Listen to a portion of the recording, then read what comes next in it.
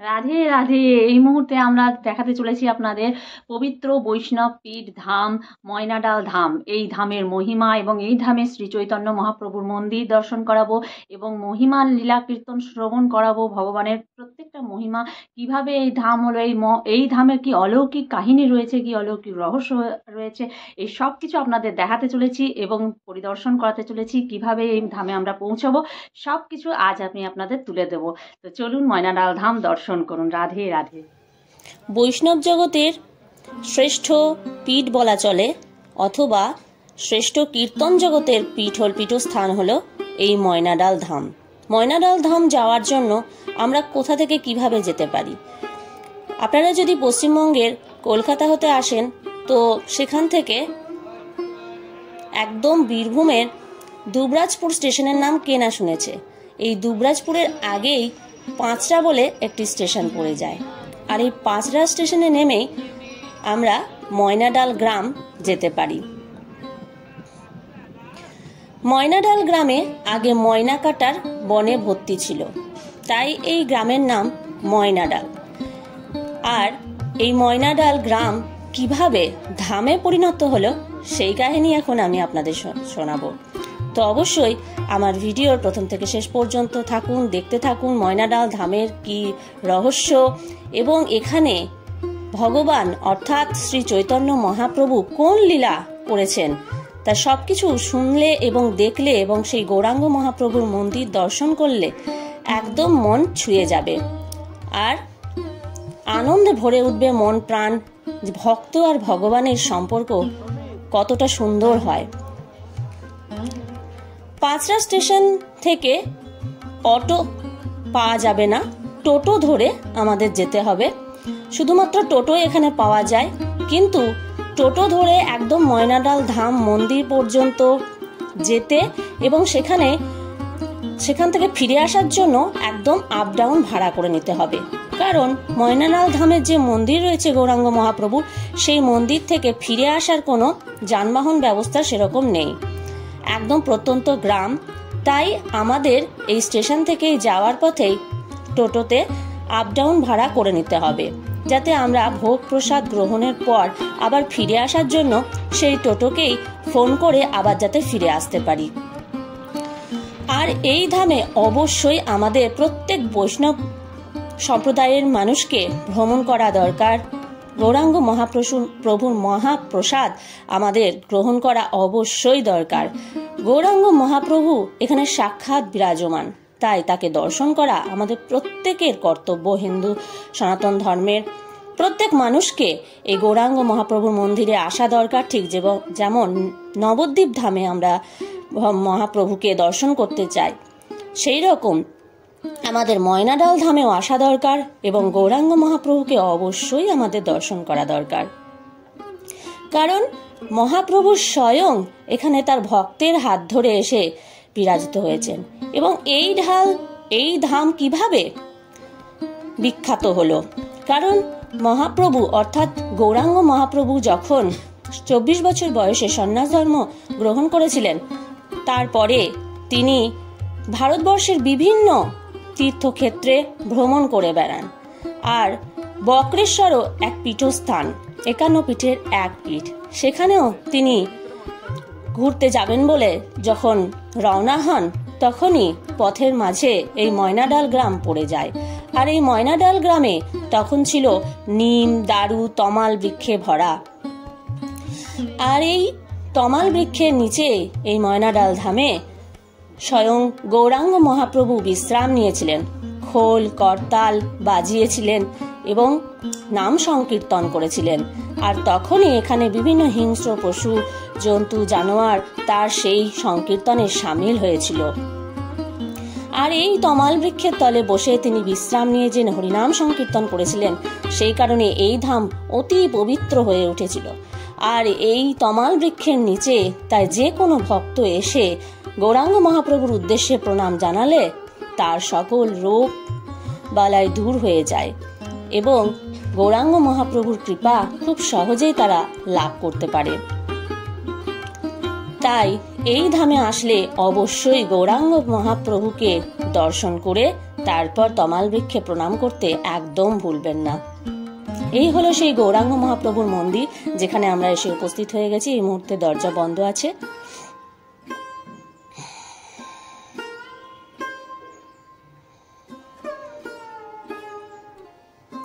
আর এই সামনেই যে বৃক্ষটি দেখতে পাচ্ছেন তা হলো তমাল বৃক্ষ।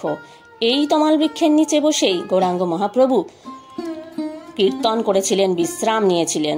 তাই এই তমাল বৃক্ষের নিচের মাটি যে ব্যক্তি তার কপালে লেপন করে এবং এখানে যে গড়াগড়ি দেয়, তার সকল রোগ দূর হয়ে যায়, সকল ব্যাধি দূর হয়ে যায় এবং গোবিন্দের প্রেমভক্তি লাভ করতে পারে।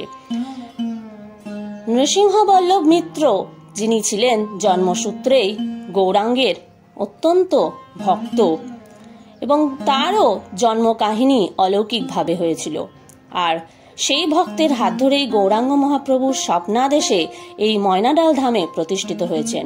নৃসিংহ বল্লভ মিত্র তার সকল সম্পত্তি ত্যাগ করে, বর্ধমান জেলায় সকল জমিদারি ত্যাগ করে শুধুমাত্র গৌরাঙ্গ মহাপ্রভুর কৃপা লাভের জন্য এবং গৌরাঙ্গ মহাপ্রভুকে নিয়েই তার জীবন অতিবাহিত করার জন্য এই ময়নাডাল ধামে এসে তার মূর্তি স্থাপন করে সেখানেই তার জীবন অতিবাহিত করেন এবং তারপর বংশ পরম্পরায় চলছে এখানে গৌরাঙ্গ মহাপ্রভুর সেবা। আর নৃসিংহ বল্লভ মিত্রের পরে তার পরপর বংশধরেরা এখানে গৌরাঙ্গ মহাপ্রভুর সেবা করে চলেছেন এবং প্রত্যেক ভক্ত অর্থাৎ এই বংশের প্রত্যেকেই তাদের জীবন রাখার পর, তাদের মৃত্যু বরণের পর তাদের অস্থি এই মন্দিরেই, হরি মন্দির অর্থাৎ তুলসী মন্দিরের পাশে একটি স্থানে এখানে সমাধিস্থ করা হয়। আর তার পাশেই রয়েছে একটি কুকুরের মূর্তি, অর্থাৎ তারা ভগবানের কাছে এতটাই তারা ভক্তি নিবেদন করেছে যে ভগবানের কাছে তারা বলেছে যে আমরা যেন তোমার কাছ থেকে কখনোই না দূরে সরে যাই, কুকুর রূপেও যেন আমরা তোমার কাছেই যেন থাকতে পারি। আর সে কারণে কুকুরের মূর্তি এখানে তৈরি করে রাখা আছে। আর তার পাশেই এই বংশ পরম্পরায় তাদের অস্থি এখানে সমাধিস্থ করা হয়েছে।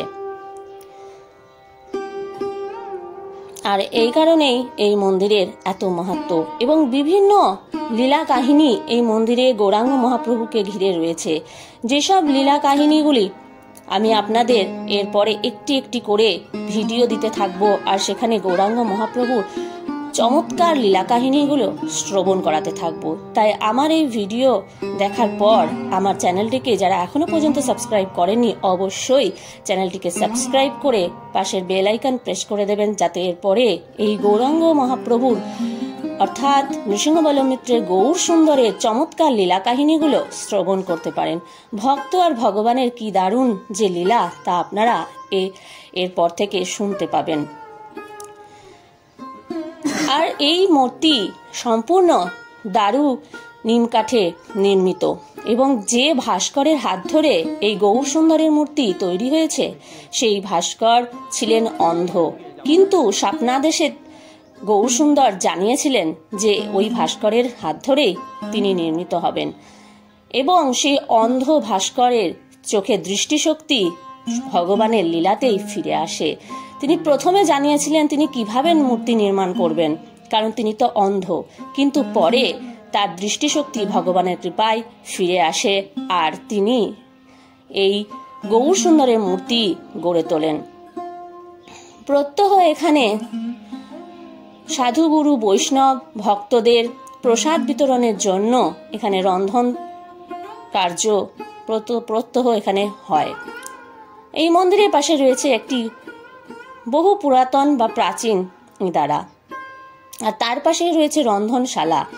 এই নৃসিংহ বল্লভ মিত্রের বংশধরেরাই তাদের নিজেদের পালি অনুযায়ী এখানে সকল ভক্তগণকে ভোগ প্রসাদ বিতরণের ব্যবস্থা করে থাকেন এবং কাঠের চুলায় এখানে রন্ধন ক্রিয়া সম্পন্ন হয়।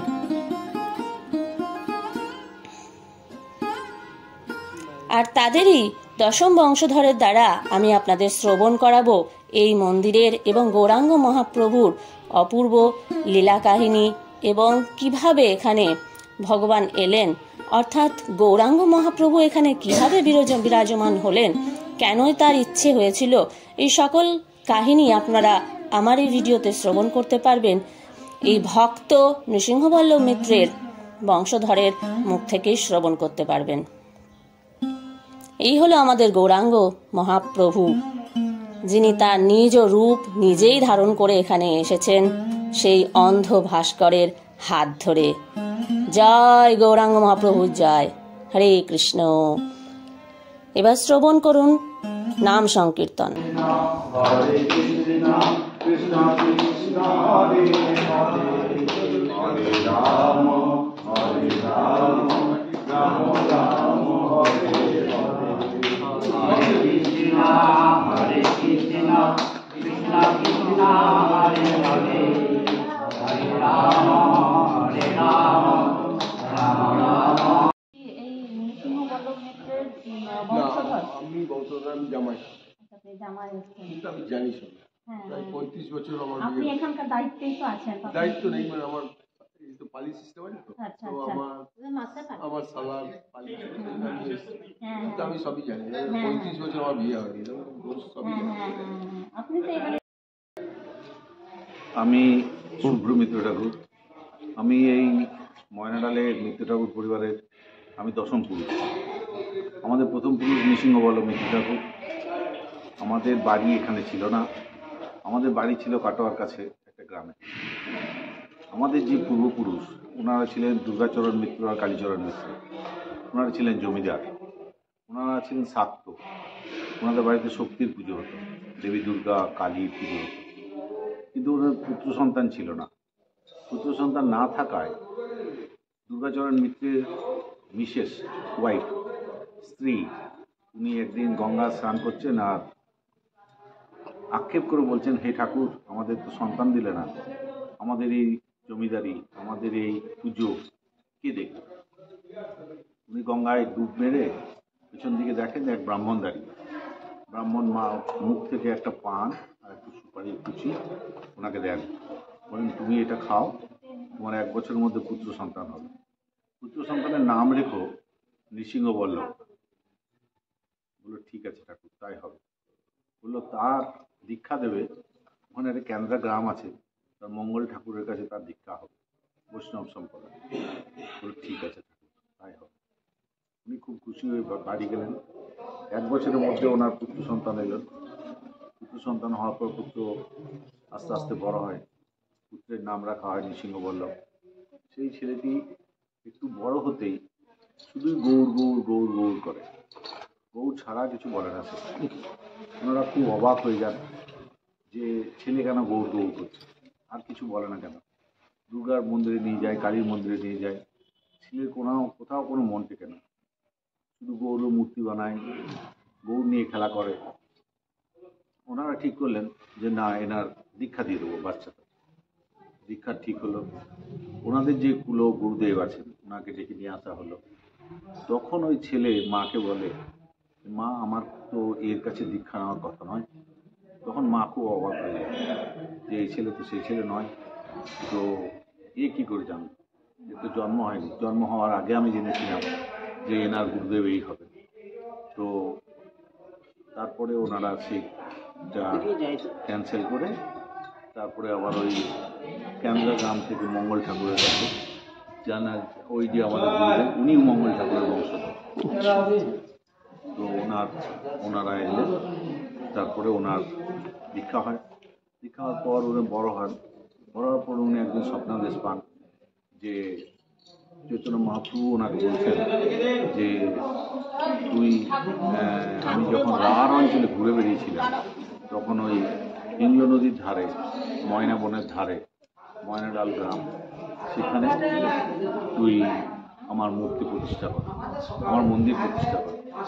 উনি ওই মন্ত্র পেয়ে স্বপ্নাদেশে উনি এখানে চলেছেন। ওনার এই স্বপ্নাদেশ পাওয়ার পরে উনি যখন গ্রামে আসেন, এই গ্রামে মজুমদার ফ্যামিলি আছে আর কিছু বেনেরা আছে, ওনাদেরকে এসে বলেন যে আমি এমনি স্বপ্নাদেশ পেয়েছি।